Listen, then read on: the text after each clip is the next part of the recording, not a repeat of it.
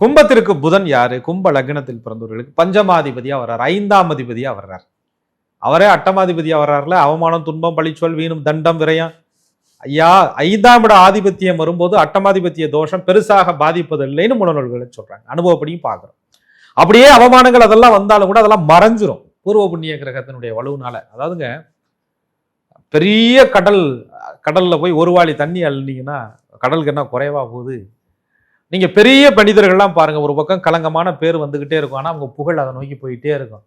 பெரிய புகழ் பெற்றவர்களுக்கு பின்னாடி நீங்க பாருங்க, அவங்க மேல கலங்கல்கள் சொல்லிக்கிட்டே இருப்பாங்க, அதை பத்திலாம் அவங்க கண்டுக்கவே மாட்டாங்க, அவங்க வளர்ச்சியை நோக்கி போயிட்டே இருப்பாங்க. அதான் கும்பலக்னம்.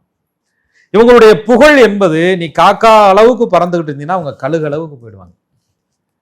அவங்களுடைய எல்லை வரையறையற்ற எல்லையாக போயிடும். இவங்க கண்டுபிடிக்கக்கூடிய குறைகள், மட்டம் தட்டக்கூடிய விஷயங்கள், ஏளன பேச்சு, இவங்கனால அவமானப்படுறது, இப்போ என்ன சொல்ற ட்ரோல் பண்றதுன்னு சொல்றாங்களா, இதெல்லாம் அவங்க கண்டுக்க கூட மாட்டாங்க.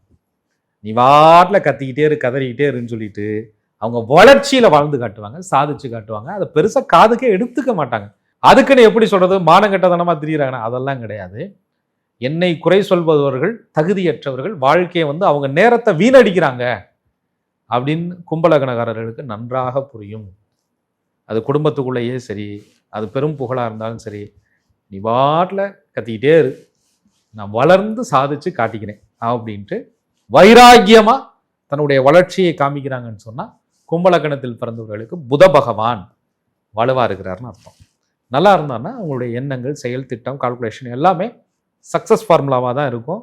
அவங்க போடுற கணக்கு தப்பவே தப்பாது.